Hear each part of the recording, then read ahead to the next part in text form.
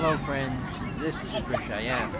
I've made hundreds of videos over the last 16 years on my life in Mexico, mostly all in Spanish. So now I'm going to dub a few of them over in English so that the English-speaking world can see what it's like and hear what I have to say about living here. This In this video here, we're looking at this man is proudly showing off his roosters, gallos, which are very common in this area. I know a lot of people aren't going to like me to say this, but it's the truth. It's the truth. This is the real world. They use it for, well, you know what, fighting. And that's a common sport in this area. It's still legal in Mexico. I think it's illegal in the United States. But in Mexico, it's very much legal and very much common in the rural areas. And he's, well, showing off very proudly. I mean, they take a lot of interest in raising the best roosters for the job, right? And they actually sort of collect them. And these are some of the roosters that actually they belong to the man's son, who's in the United States, and his father, still back in Mexico, takes care of them. This is a rural village in southern Mexico in the state of Guerrero where this is being filmed. And this is another friend of mine, the wife of the man we just seen, who is doing the non-stop, every day, all day long task of making tortillas by hand. And this is something that you will see there won't be a day go by that you will not see women outside. This is mostly an outside culture here because of the heat. I mean, it's like I can tell you right now that when I was filming this video, it was probably about 95 degrees Fahrenheit. You know, I'm not joking. It's a very hot climate all year round. It never gets cold. And although, you get used to it, the people are used to it. In fact, I had commented to her in this video that she wasn't sweating, and then she's in the direct the direct sun, and but you can get used to it. But it's extreme heat, and then even added to that, she's cooking over heat, over a wooden fire. Most people, in fact, the tortillas are made on that's barro, or earthenware, you might say, made out of clay, handmade, that round comal, they call it, the comal, and that's is what they use. That's the best thing that they can use to make tortillas on. Now, there are factory-made metal ones that they sell in the stores, but the people prefer the earthenware one, which is the one you see there in the background that she's using to make these tortillas. And of course, they use wood, sticks and whatever they can find to cook. It's the age-old best way to do it. This type of making of tortillas, exactly as you see her doing it, has been going on probably for the last 2 centuries, with the exception of that machine that she was, that tortillera they call it, to flatten the tortilla. But otherwise, it was exactly the same. Here, I'm just showing you the house that they live in. This is very, very typical, very, very typical of the village that where I live. My house is actually, just a few yards from where this house is, actually. Now they're showing off their cotorros, or what do you say? What are those in English? I forget. I forget. Parrots, I guess. They're parrots, right? And that was, and I went sort of fast there. That was very briefly. You seen a almond tree. Oh yeah, and they had said they wanted me to show his montura. He has a horse, which I guess he has it tied down by the river. But they wanted me to film the montura, or the saddle for the horse, because they say they need a new one. And here's one of my friends that just come out of his house with a machete. This is very common that you'll see 11, 12-year-old boys with machetes. That's something you'd never see in the U.S. ever. He's probably, more than likely, his parents told him to go cut some wood because they're also going to be making tortillas. So he had to go cut some branches or something because it's all done out of wood. And that's his task. That's the task of a young man in rural Mexico. And as you can see, he didn't seem to be too upset by it. You know, that's what they got to do. That's to be expected. Every day, every day, the woman's task to make tortillas every single day. I've never, I don't think I've ever seen a man make tortillas, to tell you the truth. I understand that there are some boys that actually can do it, but this here is showing the inside of another in the same village where I live, another person's house, just to get an idea of what the inside of their houses look like, and the tejas, the tile roofs that they have. Their houses are very, very sparsely. You don't see much furniture. It's just a bed, a place to sleep, and that's it. And their clothing. In fact, this is what my house looks like. I have a little concrete block house, and I don't have that type of roof. I have wood. Three ply. I forget how you say three ply in English, but three ply wood, and then I have a tarp on top of it for the rain because I can't afford. I'm poor. I'm poorer than them. I can't afford a tile roof. But anyways, you can see the sparsity of the houses, and this is very typical. This is very typical, even of people that have lived there a long time. Now, this man's another house in the village. He's going to show the inside of his house. Some of these videos were filmed 10, 11, 12 years ago, which is why the quality you see varies. They were done with one of the first cell phones that came out, so they're not the best quality. And he's just showing that ventilador. How do you say in English? That fan. That is critical. You can't live there without that fan. He doesn't even have it on, but my fan's on all the time. All the time, 24/7. If when I'm in the house, and I have a bigger floor model because I sleep on the floor, and you know. But anyways, that's people love. This is their garden. The people love plants, and they're growing all kinds of things there.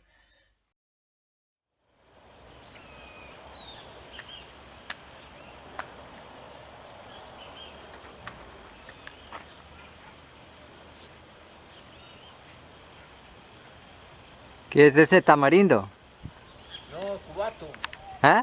cubato. Cubato. Ya estaba cubato. No sé si este estaba crecido así cuando estaba, mejor no. Sí, ya estaba, el palo. Así de crecido. Ajá, aquí creció el palo. Ajá. Bueno.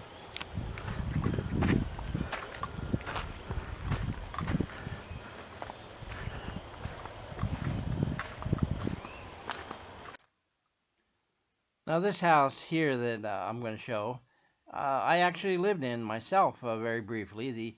The owners of this house are in the United States, and they're people that I knew before they went to the United States while they were still living in the village. I've been living in this village for 31 years, and I knew them before they went to the U.S.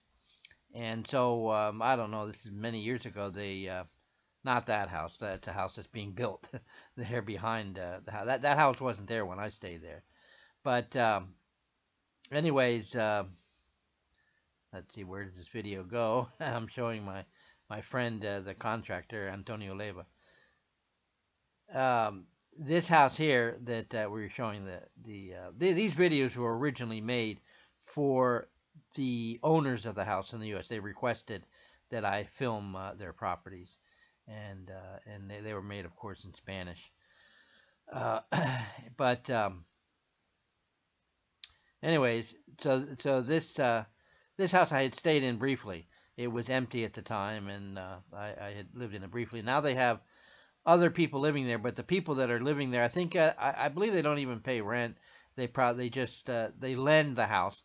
It's to the advantage of the owner of the house to have people in it, and not to be abandoned for security reasons, because people will come and break in and steal anything they can steal, anything that might be copper or anything. They'll literally empty the house out. That unfortunate is an unfortunate thing. So the owners will often actually allow people who are just come into the village to work or something to stay in the house. That man, a friend of mine, is the father of the owner of the house, father of the owner of the house, and he sort of just watches out for the house of his daughter. And this is what the inside of the house. Again, it's how a typical family would live. Once again, very sparsely furnished, just a bed and basic needs, a couple beds, and of course we briefly seen there. Yeah, there it is, the fan. That necessary item that's more important than anything else, the fan. And the garrafones de agua you see there, all the agua, that's drinking water. All of your water has to be bought because you can't drink water out of the spigot. It's not purified, and that's true in most of Mexico. There are some cities in Mexico, they claim that the water is purified, but nobody trusts them. Everybody in the entire nation of they have now 130 million people buy bottled water, the big garrafones de agua. I don't know what you call them in English, but they call them garrafones de agua. And they cost right now around $1. $1 is the going price for five. I think it's 5 gallons of water. And it's big business in Mexico, very big business, and very corrupt business, very corrupt. There are towns, I know as a fact that there have been towns that have been trying to redo their plumbing and to purify the water that comes out of the spigot. I know of one town in the state of Tamaulipas where this occurred, and the crooks that run the bottled water companies actually pay off the politicians not to purify the water because it's not in their best interest that the water from the spigot becomes purified. Horrible corruption, horrible corruption. And of course, the wonderful federal government just looks the other way.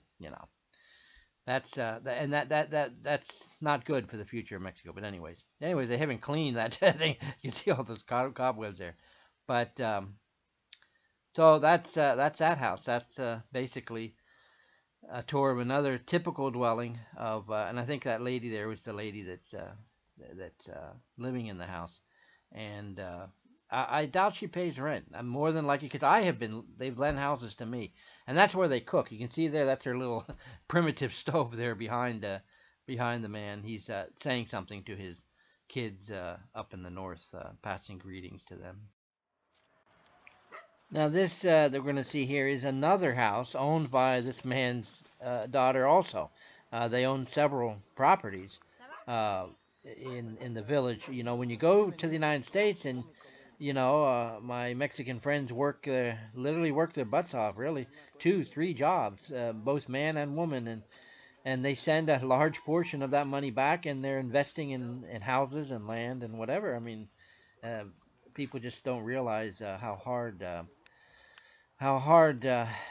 the immigrants work. But anyways, these are papayas. This is papaya trees that were planted there. Papaya is a native plant to this part of Mexico.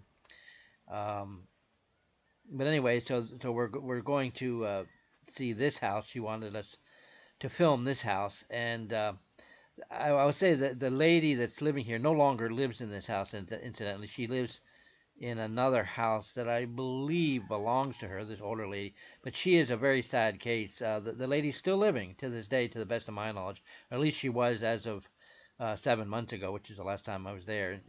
But she lives begging. She goes to the city to beg. Her son, she doesn't have any offspring except for her son who has become deceased. And I know she is receiving, everybody says she's receiving government assistance, but I don't know. It's it's an embarrassingly sad story about this older woman. It's really sad. I don't know the whole details, but that's that. Anyways, these are papayas. You can see those plants have some papayas on them. And now I think we're going to go into the house. They just want to see what the property is. I guess they had allowed her to stay there, but she lives in another house now. She doesn't live in this house. Ya, señora, ya está listo ahí. Ya.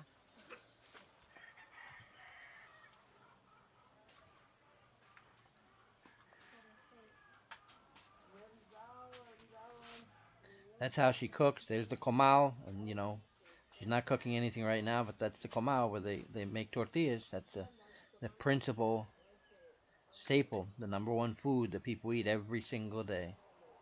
They make tortillas. They eat everything with tortillas. When I first started living in Mexico, I had gone to a place and we had gotten fried chicken, and they eat fried chicken with tortillas. I said I'm used to eating it with my fingers, but they eat it. Now this she has a mosquito net. a lot of people, as you can see in the previous houses, those people did not, that I could see, that I can remember, they did not have mosquito nets. People become used to mosquitoes. I have gotten, this last year, I got dengue really, really bad. There is an epidemic of dengue all the time, and this is a tropical area. We have Zika, we have chikungunya, various diseases transmitted by mosquitoes. And it's not that expensive to buy a mosquito net, and I think smarter people do have mosquito nets, but a lot of people just simply don't, especially for their kids. You'll see that the parents have mosquito net and their kids don't. That's bad.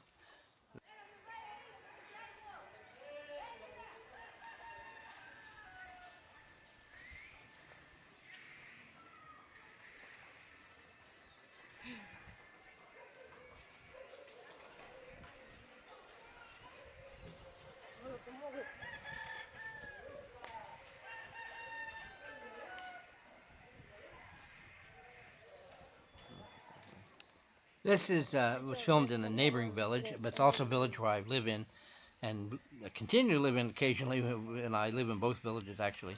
And these are some of my kids. Some of the kids that this town, this village here is just full of kids, and they're free. They're the freest kids. They go where they want, do what they want.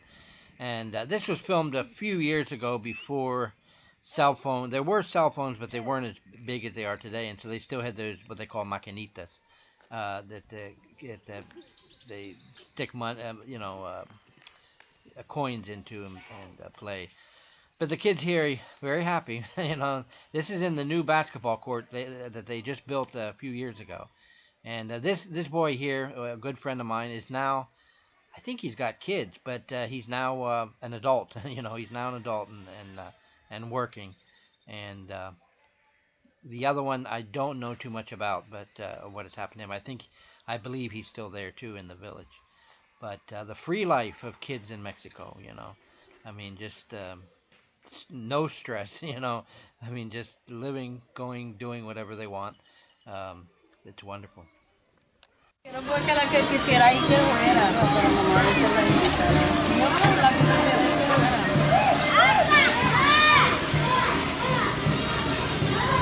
Mejor dale por aquí porque no va a salir para acá. Ahora Richie,